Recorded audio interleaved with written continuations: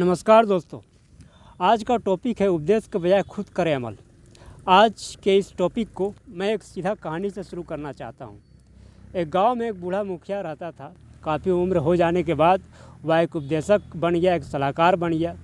गांव के चौपाल पर वह समझाया करता कि अगर जीवन में सुख समृद्धि से रहना है तो कभी किसी पर क्रोध नहीं करना चाहिए। एक बार एक लड़का, एक युवक उस गाँव से गुजर रहा था। उसे यह बात बहुत अच्छी लगी। उसे कुछ और जानने की इच्छा हुई उस बूढ़े व्यक्ति से।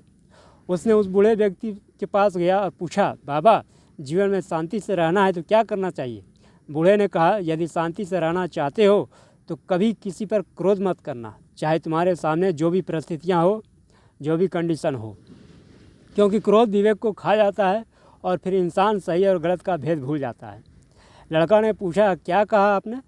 बूढ़े ने कहा कि किसी पर क्रोध नहीं करना। युवक ने बात नहीं सुनने का नाटक किया और फिर पूछा, जी मैंने सुना नहीं, क्या करना चाहिए? क्या कहा आपने?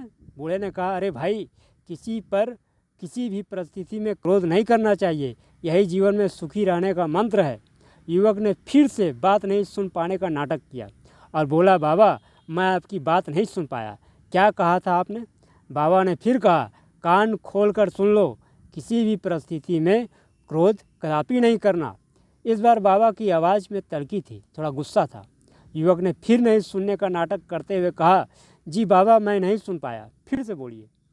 इस बार बूढ़ा चिल्लाया, अबे गधे, मैंने कितनी बार कहा कि जीवन में सुखी रहना है तो किसी पर भी क्रोध मत करो, पर तू सुनता ही नहीं है, बहरा है क्या रे? युवक फिर से बोला, जी बाबा, आपने ठीक कहा, मैंने सुना नहीं, एक बार फिर बोलिए, क्या कहा था आपने? अब बूढ़े का गुस्सा सातवें आसमान पर था। उसने पास रखी एक छड़ी उठा ली और युवक को घूरते हुए कहा, अब अगर तुमने मेरी बात नहीं सुनी तो मार मार के इस छड़ी से मैं तेरी पीठ लाल कर दूंगा। मैंने कहा कि किसी भी परिस्थिति में किसी पर क्रोध नहीं करना चाहिए। अब बता, तूने सुना कि नहीं सुना? और नहीं सुना तो अब तेरी खबर लेता हूँ। युवक मुस्कुराया और उठकर अपने दोस्तों की ओर अपने मंजिल की ओर चल पड़ा। अब दोस्तों, अगर उस बूढ़े की तरह हमें भी उपदेश देने की आदत है तो सबसे पहले हमें खुद उस उपदेश के सिद्धांतों पर चलकर अपनी प्रामाणिकता साबित करनी होगी, अन्यथा कोई भी हमारी बात को गंभीरता से नहीं लेगा। यदि कोई असफल व्यक्ति लोगों को सफलता के मंत्र बताने लगे तो उसका उपहास होना तय है। यदि कोई सिगरेट पीने वाला व्यक्ति धूम्रपान से होने वाली बीमारियों पर प्रवचन देने लगे तो उसके जो मित्र हैं उसकी हंसी उड़ाने का कोई भी अवसर नहीं छोड़ेंगे। हमारी परेशानी यह है कि हम हमेशा दूसरों को सुधारने में लग जाते हैं। किसी महान विचारक ने तनाव के सबसे बड़े कारण को बताते हुए कहा कि हमें तनाव तब होता है जब हम दूसरों को सुधारने का ठेका ले लेते हैं।